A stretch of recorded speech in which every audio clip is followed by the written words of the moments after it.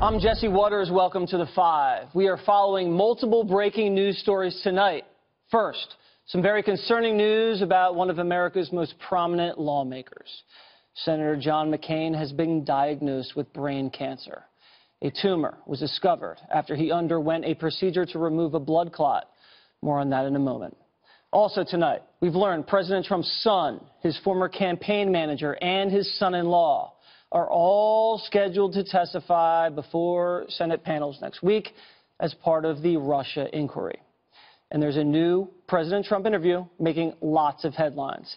He had some provocative things to say about the New York Times, about his attorney general. Sessions gets the job. Right after he gets the job, he recuses himself. Was that a mistake? Well, Sessions should have never recused himself. And if he was going to recuse himself, he should have told me before he took the job, and I would have picked somebody else. Chief national correspondent Ed Henry joins us now from Washington. So before we get to everything, how is Senator John McCain? Well, Jesse, his family is saying tonight that they are weighing their options to deal with what is in a very aggressive form of brain cancer.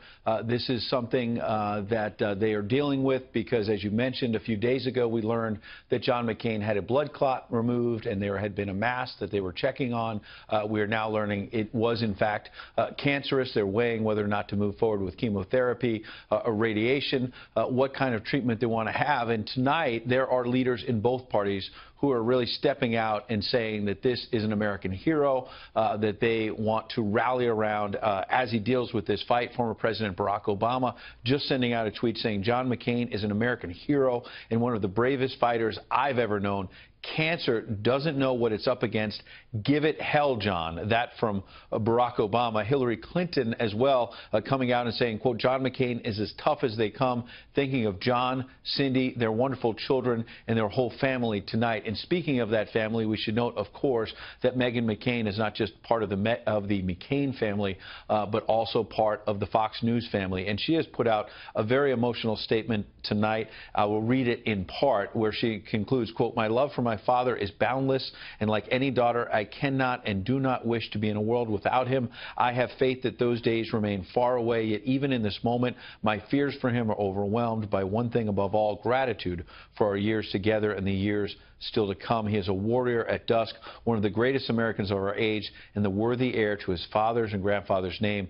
But to me, he is something more. He is my strength, my example, my refuge, my confidant, my teacher, my rock, my hero, my dad. That from Meghan McCain, our colleague here at Fox News tonight, as the McCain family figures out the way forward here in terms of the senator's treatment. There had been a lot of talk here in Washington in recent days about when Senator McCain would come back because of the health care debate, the vote that Republican leaders wanted to have. Senator McConnell and other leaders putting out statements tonight saying that is the furthest thing from their mind tonight.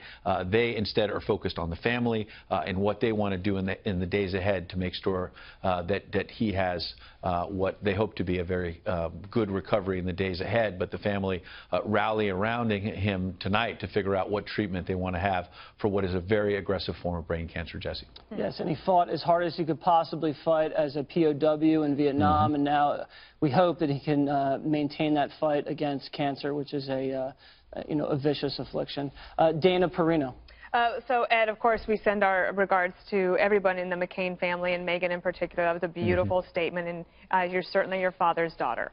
Ed, I want to ask you about the breaking news that came today. It was kind of a surprise. I don't think anybody knew that the president had called the New York Times today into the Oval Office and had done quite an extensive interview, not really taking the time to talk about health care or tax reform too much, but really laying into his Attorney General, Jeff Sessions, as well as Bob Mueller, talking a lot about the Russia investigation. I have to ask, the president has a brand new legal team, right? So Ty Cobb is a giant of lawyers in Washington, D.C. Was this part of his advice in terms of moving forward?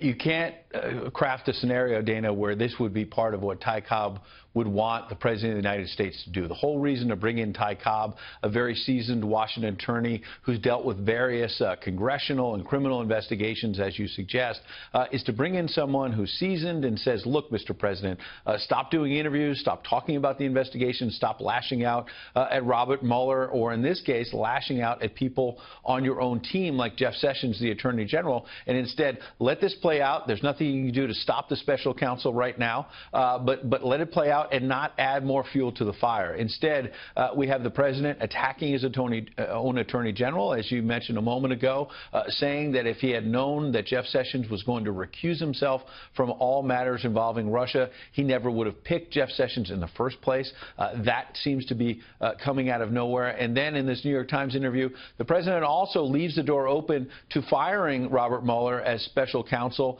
if this investigation expands into the Trump family and their finances. He was asked that direct question and said to him that would cross a line.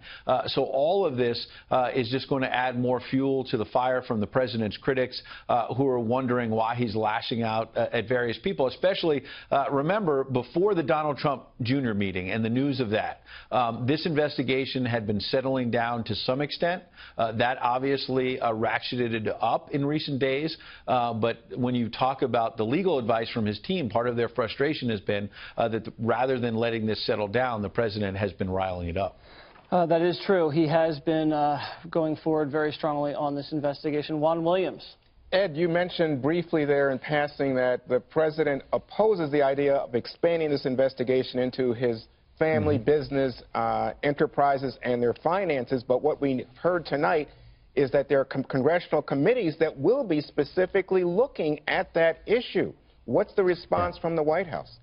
Well, look, that is part of the problem as well, obviously, for this president. And that may be why he's lashing out, is that it's not just about Robert Mueller, the special counsel. You're right. There's various congressional committees in both the House and Senate investigating this. The House Intelligence Committee, the Senate Intelligence Committee, which had James Comey in. And then the news that Jesse mentioned at the top is that we now learn that next week, Jared Kushner is expected to go behind closed doors, not public testimony, but behind closed doors with yet another committee that's looking at this, the Senate Judiciary Committee. And then next Wednesday, invitations have gone out to Paul Manafort, the former Trump campaign manager, as well as Donald Trump Jr., of course, one of the president's sons, to come testify in public under oath. That could raise the stakes in all of this, Juan, could delve more into the family and the finances, as you suggest.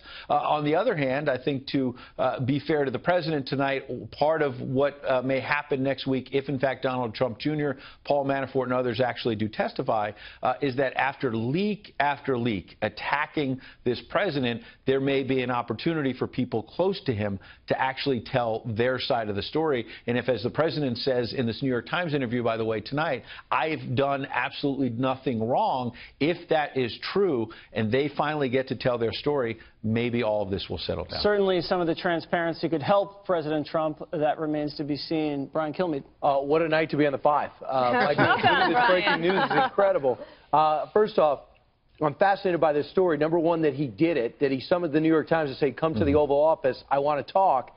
Number two is they do this thing that they haven't done since he actually won the election, when Leslie Stahl sat down with him and actually just looked so glum that he won. They painted a color. They said he was amiable. It went on for 50 minutes. His Ivanka came in with his granddaughter, who was talking about how she spoke Chinese, showed the actual human side of the president. But the other thing that also came up that I think is significant is that he also mentioned that Mueller wanted the job, came in here for the job to be the FBI director. The next day, he doesn't get the job. The next day, he gets his special counsel position, and he's wondering, maybe indicating that he might have an agenda, but he kind of ticked off. He didn't get the nod. No, I mean Mueller. Mueller came in to interview to be the next FBI director the day before he was there for special counsel. I've never heard that angle brought up.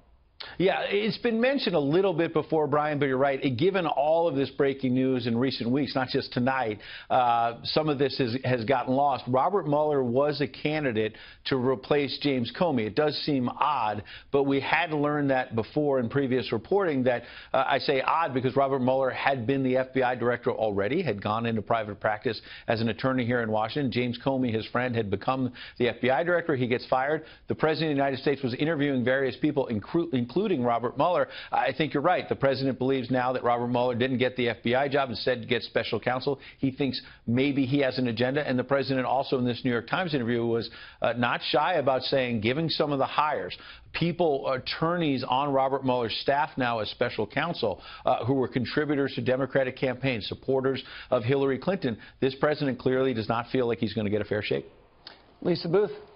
Hi, Ed. Do we know why Jared Kushner has opted for a closed-door meeting with the Senate Intelligence Committee, I believe on Monday, July 4th, whereas we've seen Don Jr. and Paul Manafort are scheduled for an open hearing with the Judiciary Committee? We don't know all the answers to that. Some of that may have to do with the fact that in the case of Jared Kushner, of course, some of the questions involving him are about, technical issues of paperwork. Why didn't he initially disclose meetings with various foreign dignitaries during the presidential transition, during the campaign, all of that. And so maybe some of this is his attorneys are trying to say, look, these were paperwork mistakes.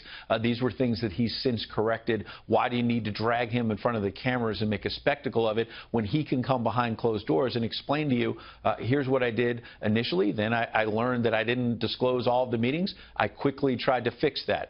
That may be part of it, but you can bet that in the long run, if there are more questions that not just the Senate Judiciary Committee has, but the special counsel, the Senate Intelligence Committee, the House Intelligence Committee, there are other forums where Jared Kushner may have to testify publicly in the days ahead. Okay, Ed, quickly, I know President Trump has a statement here about John McCain, and we're going to let Dana Perino talk about that. But before I get to that, it seems like a lot of this recent testimony has been born out of the breaking news of the last week. It almost appears to be like the Mueller investigation didn't have a lot to sink its teeth into until this meeting broke. And now everything seems to be coming to the forefront. And this testimony seems to be really now the major breaking news situation on cable news.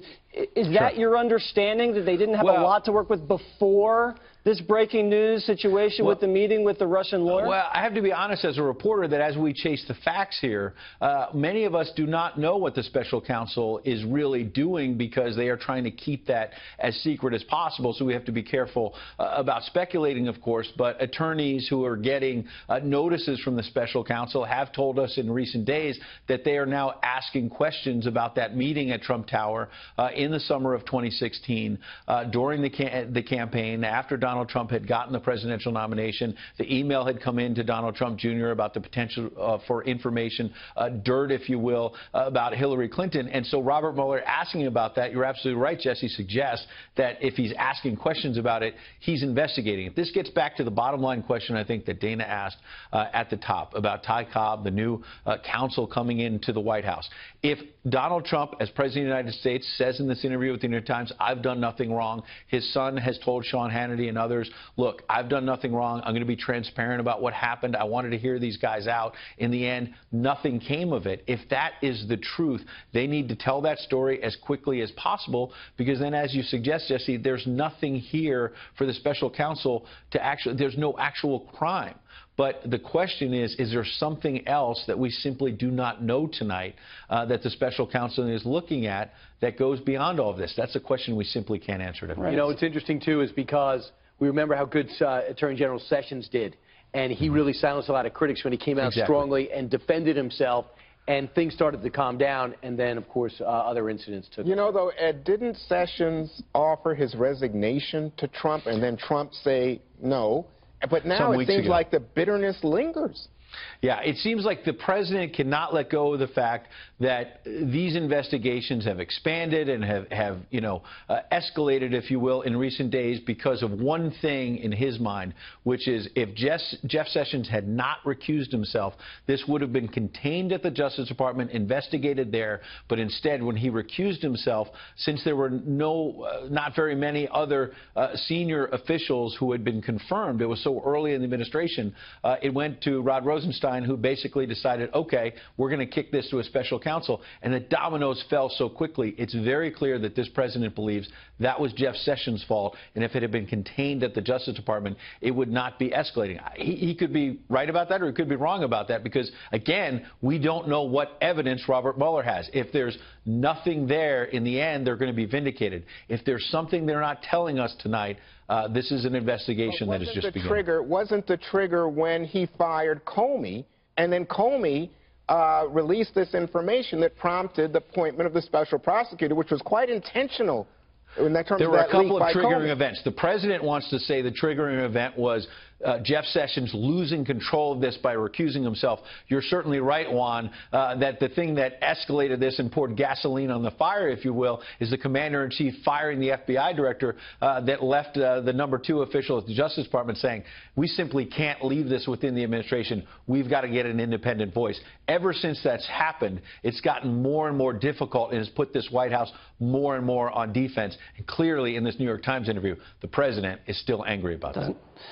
Dana Perino. Well, do we have a statement from President Trump on John McCain? I believe we're looking on that. We don't have right it yet, but we will bring that to you as soon as we get it. We understand that one has just been released, Ed. So actually, we have that right now. Do we have it before Ed Henry? Senator John McCain. Well, I'm talking to you, so I can't read my phone. It says Senator John McCain has always been a fighter. Melania and I send our thoughts and prayers to Senator McCain, Cindy, and their entire family. Get well soon. That's very nice.